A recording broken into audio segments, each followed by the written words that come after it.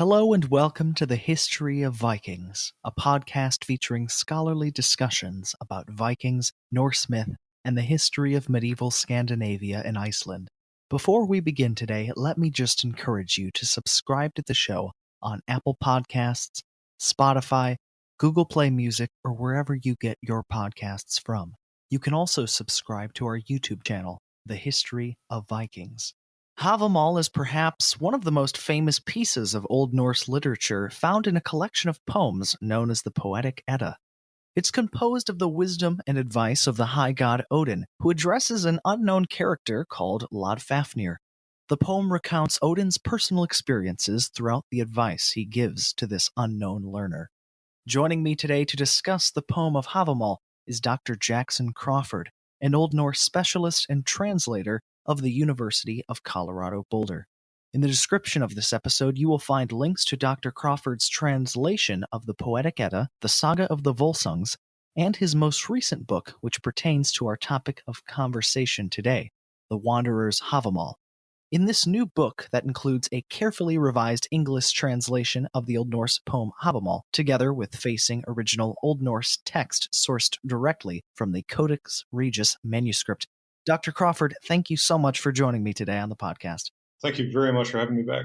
Well, it is a pleasure to have you back on the show, and congratulations on the release of your new book, The Wanderer's Havamal. I'm so excited to discuss it with you today on the podcast. Well, many folks listening today are quite familiar with the poems of the Poetic Edda, of which Havamal is one. But I'm curious, when you wrote this book, The Wanderer's Havamal, why Havamal, as opposed to perhaps the famous Voluspa or any other piece of Old Norse literature?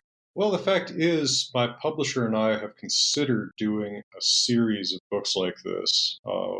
So the next one actually would be Voluspa if we go forward with this. But the reason we decided to do Hávamál in particular was partially public demand. I mean, Hávamál is so popular with people who are into Norse mythology and literature, but also partially my own deep personal relationship with the text.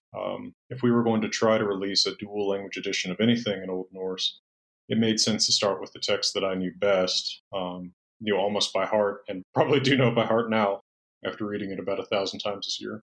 And I think that Hávamál also, beyond just having a lot of information about Norse mythology, culture, literature, is an important text for a lot of living people today. I mean, it's a very practical guide to life that can be applied in, I think, any culture. It's sort of culture neutral in an odd way, in spite of its references to the Viking Age and to Norse gods. Fascinating. Now, could it be said that the Havamal is what one might call the Vikings or Old Norse Book of Proverbs? I mean, it certainly is a text that is composed of the high god Odin's wisdom. And this is wisdom that pertains to many different topics, frankly, some of which could be considered to be common sense, such as the need to abstain from excessive drinking. But I'm curious, is that an idea that you hold dear to as well? Is that this is sort of a book of proverbs that we find in Old Norse literature? I think it is fair to analogize it to Proverbs. I think that people go too far in calling it a quote-unquote Viking code of ethics, which it's sometimes packaged as. My issue with that is, well, as I said, if you take away the names that are in there, Odin and a few other Norse mythological names, and you translate this into pretty much any other language, and it will stand without seeming too culturally off.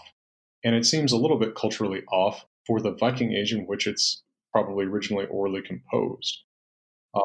It has very, very little emphasis on the importance of family, which is something that we know was actually very important in the Viking Age and later, and that we see emphasized constantly in the sagas and in many other Eddic poems.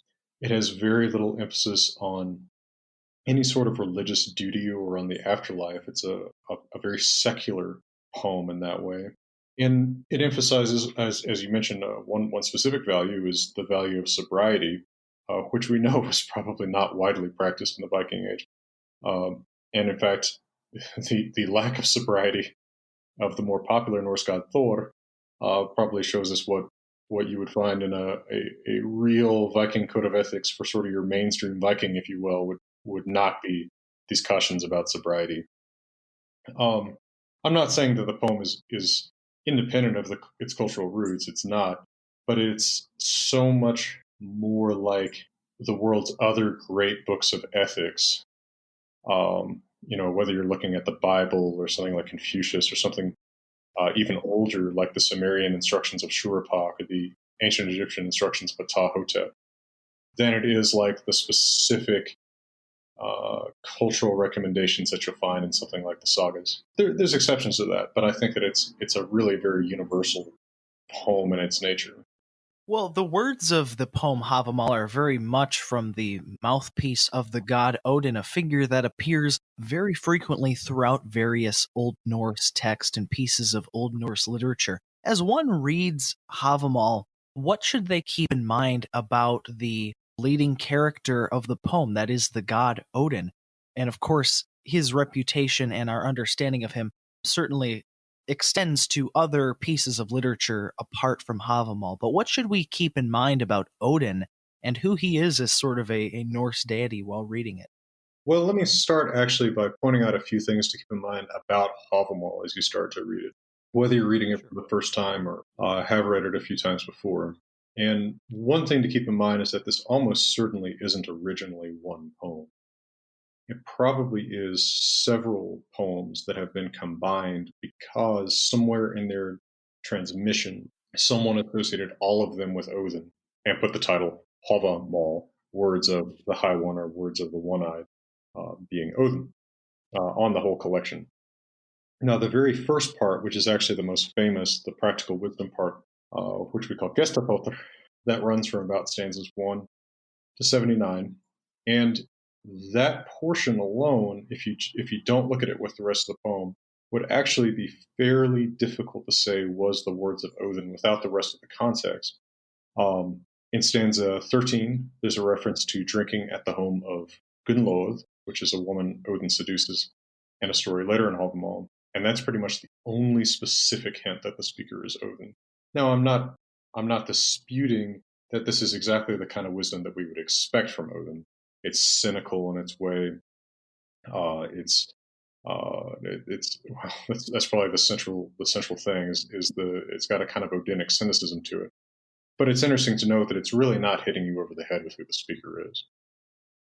And then that's followed by what we often call Odin's Dumi, that runs from about stanza 80 to about stanza 110, although there's some fuzziness in where exactly the section begins, and it's probably actually not all one consistent, solid, contiguous poem. This may be made out of 4 or 5 minor poems itself. And this consists mostly of love advice. It tells men not to trust women and women not to trust men. And then we have 2 stories in which Odin talks about trying to seduce women. One time he succeeds, one time he fails. And then we have the section you alluded to in your intro, Lodfolknismal. That runs from stanza 111 to 137. That's where Odin's giving advice to Lodfalknir. He keeps mentioning him in nearly every stanza in that section of the poem. It's possible we can read the rest of the poem as addressed to him, but not certain, and we don't know who Lodfalknir is. Then there's 138 to 145. This is a section we call Runatal, the tally of runes, where Odin talks about sacrificing himself to himself on a tree and learning the runes. Most of the people have assumed that tree is Yggdrasil, the so-called world tree, although it's not spelled out that it is in Hávamál. And then finally, stanzas 146 to 164 are the section called Ljóðatal, the tally of the spells, in which Odin brags about the 18 magic spells that he knows. Now, all these at least 5 constituent poems mostly have language that points to oral composition in about the 900s. And the manuscript that we have them written down in is the Codex Regius, where we have the other poems of the Poetic Edda. That's from about 1270. But Hávamál, in that manuscript, we can tell is actually copied from a different manuscript than the other poems were, because the spelling is consistently different. So someone somewhere before 1270, probably before 1200, had preserved Hávamál already separately on its own, which is kind of interesting. Hard to know what the context of that was. And that might have been the person who brought all these poems together, or they might have already been brought together earlier on in oral transmission. But the thing that unites them is an emphasis on what the Norse called wisdom, and a very similar word to our own, visdomr. But for them, wisdom includes not just practical living, which so much of Havamal is about, but also stuff like magic and knowing runes and knowing how to seduce women. I mean, all of this actually, anything that's kind of a mental feat of whatever kind gets headlined under that title wisdom. And Odin is the main exponent of wisdom throughout Norse literature. He is the god who has harmed himself many times over in pursuing wisdom. He gave up an eye to drink from the well of Mimir, which made him wiser. He sacrificed himself to learn the runes, as he tells in Hávamál. And he's just constantly, seemingly very anxiously, trying to learn everything that he can. And so it seems very natural that even in the first section that doesn't really hit us over the head with the author being Odin, to associate all this with Odin because he is, of course, the ultimate wise man or wise god of Norse tradition. Is it in any way possible to tell what this text might have meant to the Old Norse peoples of medieval Scandinavia and Iceland? I know that the historical worship of the Norse gods is indeed a tricky business, but is there any hints that we could gain as to whether this text was even around as oral tradition during the Viking Age, and what we could perhaps make an educated guess on how the Norse viewed this collection of wisdom? I think it's a great question, and actually, I would say my guess is it's unlikely that in the late Viking Age I could quote something called Havamal and have someone understand what that was. I think probably a lot of these stanzas were well known and probably even considered to be from the mouth of Odin. If you look at a poem like Håkonarmal, composed after the death of King Håkon the Good in 961 by Eyvindur Skaldespiller, a poet whose nickname means the plagiarist, we see two lines that also occur in Hávamál stanza 76 and 77. In reconstructed Old Norse pronunciation, those lines are Døyr fe, døya frænder, cows die, kinsmen die. Now, since he's called the plagiarist, we can assume that he is the borrower, not Hávamál. And so that gives us at least a date before the 960s for those stanzas, probably. Although there's nothing to say for sure that wasn't already just a formula that might have appeared in many poems, because it does alliterate pretty nicely.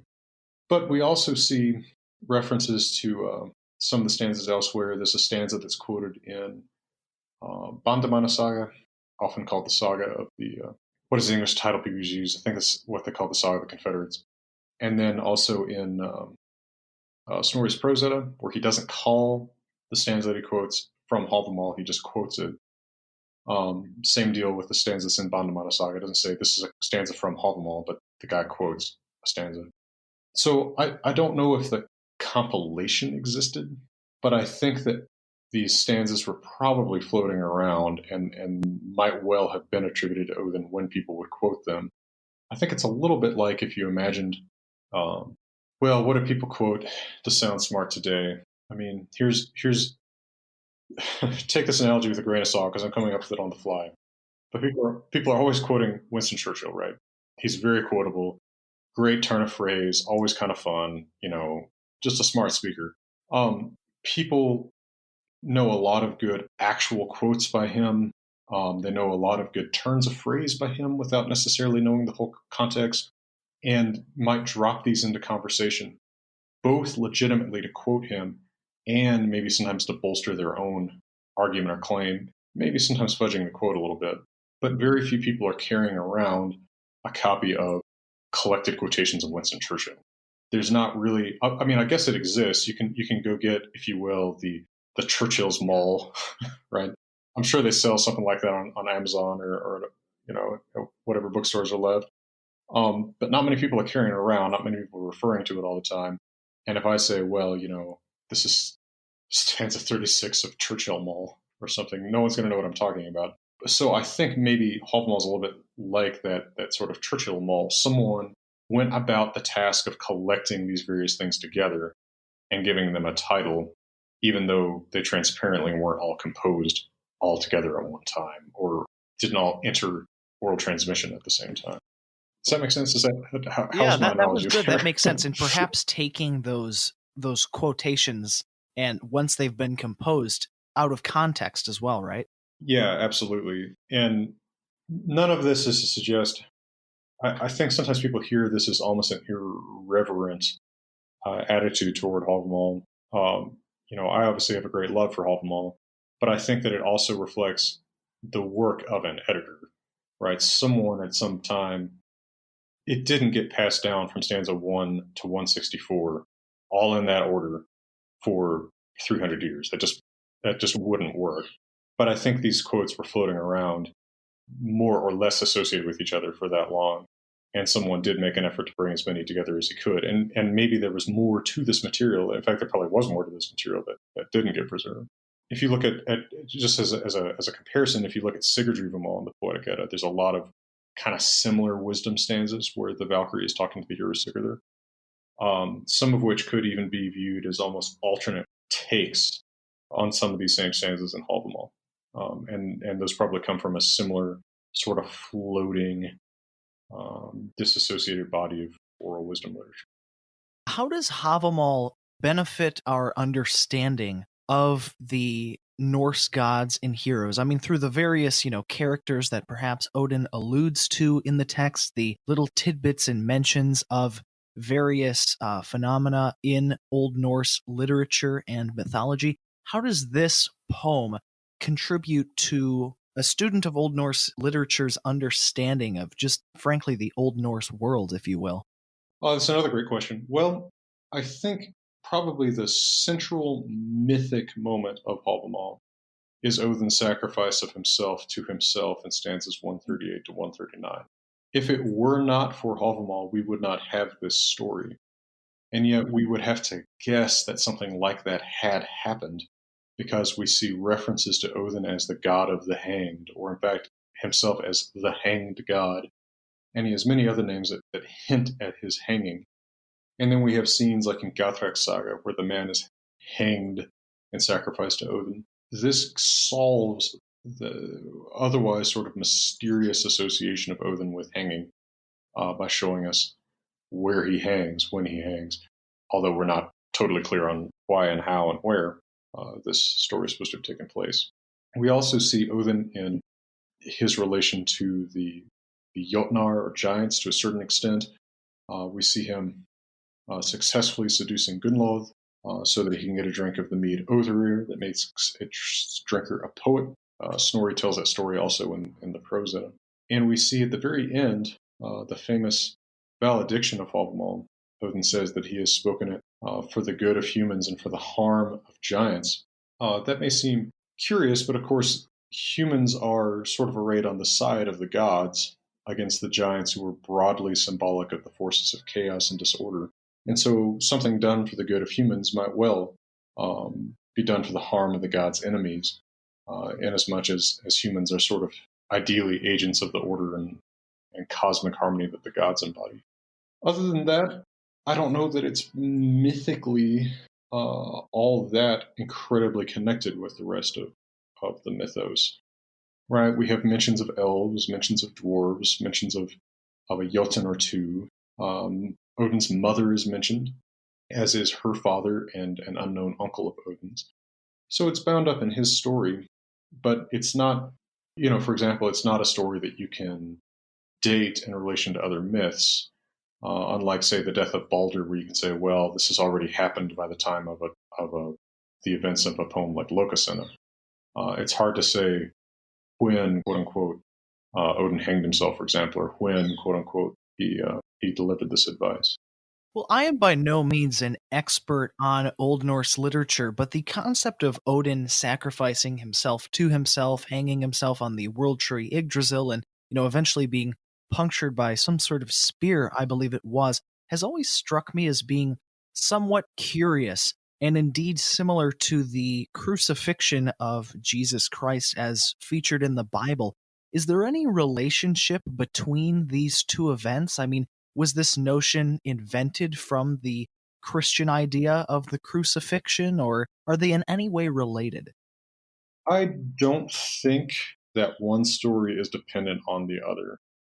They have some pretty striking similarities in as much as both Odin and Christ are hanged in a certain sense. If you consider the crucifixion hanging, you could.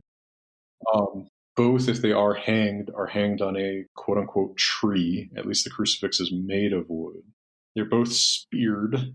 Odin, of course, says he is geiri undaður, wounded with a spear, and Christ, of course, is speared. They both thirst greatly, as Odin says in stanza 139, uh, and Christ is also said to thirst, and they both scream or call out, as Odin says he does at the end of 139. Um, However, these similarities, I think, aren't necessarily that striking when you consider that they basically just describe someone who is tormented, right? I mean, one has a spear pierced his side, and the other has a spear pierced his side. That's probably the most compelling um, parallel. The fact that they thirst after their long time being tortured isn't surprising. The fact they both cry out with a loud voice after a long period of torment isn't surprising. And the association with hanging is so old in the case of Odin that I don't think that it needs the Christian story to get it started. And of course, Odin's association with the spear is probably even older.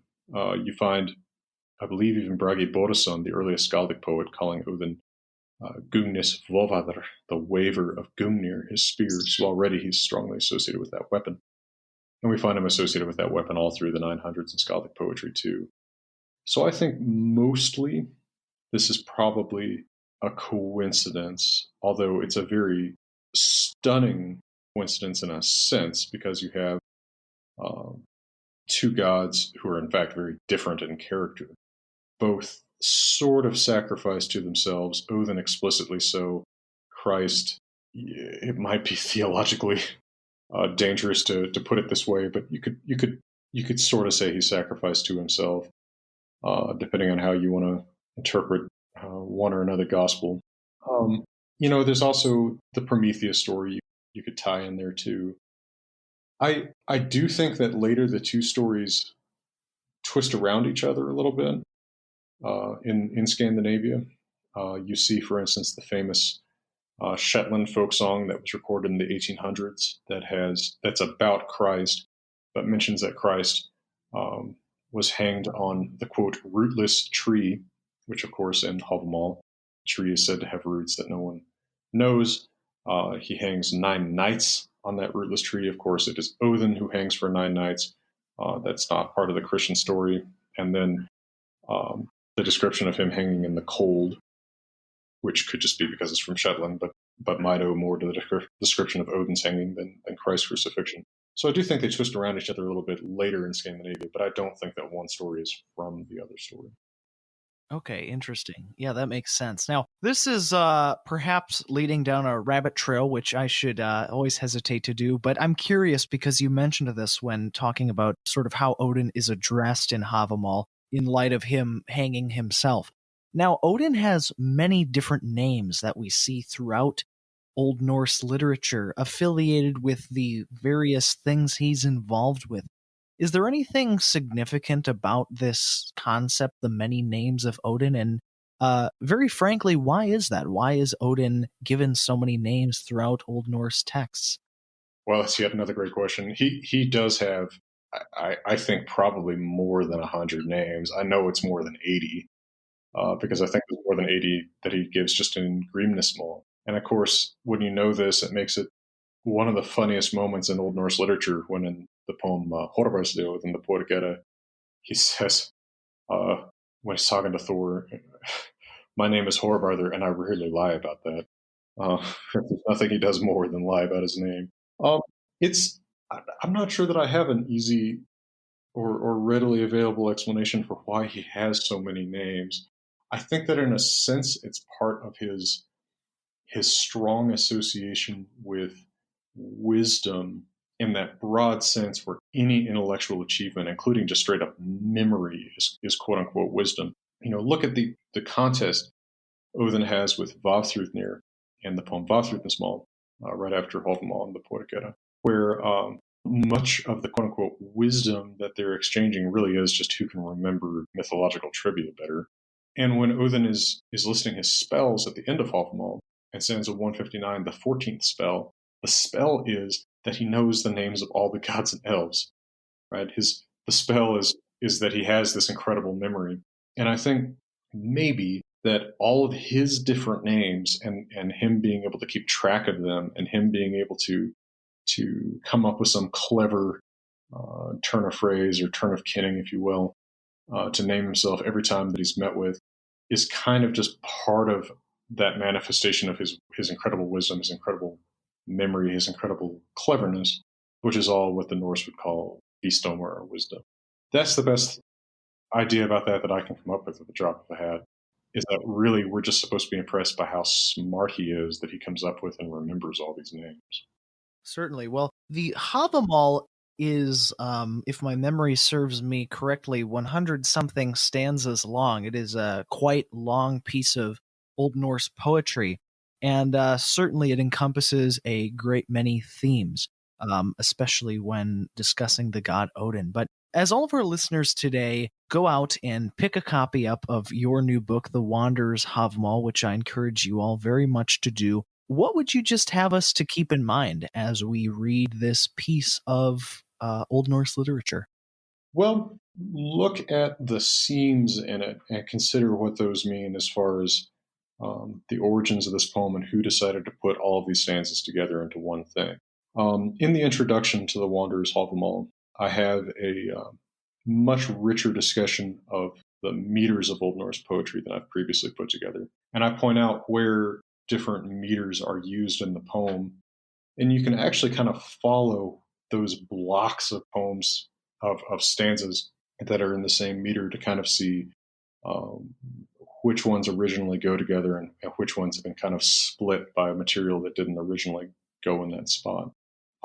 So I think that it's a very interesting thing to do, to kind of go through it and look at it from, even if you don't read Old Norse, from the perspective of like what are the kind of what are the pieces, the original pieces that have the edges kind of melted into each other, but still kind of visible. What are those, and what made the editor decide these are some of the words of Odin that need to go together with these other words of Odin? And I think what you'll find is, again, what I've said, that broad emphasis on wisdom, meaning both actual practical wisdom and magical competence and just straight up feats of memory. Interesting. Well, Dr. Crawford, it's been such a pleasure speaking with you again today on the podcast. And for those listening, you can find The Wanderer's Havamal on Amazon.com via the link in the description below, or on the website of Hackett Publishing Company. Also, you will find that via a link in the description of this episode. Well, Dr. Crawford, it's been a pleasure speaking to you again here on the podcast, and I wish you all the greatest success with your new book. Well, thank you very much, Noah. All the best to you. Thank you all so much for listening today to the History of Vikings. Please be sure to subscribe to the show on your favorite podcasting platform and find our YouTube channel, The History of Vikings.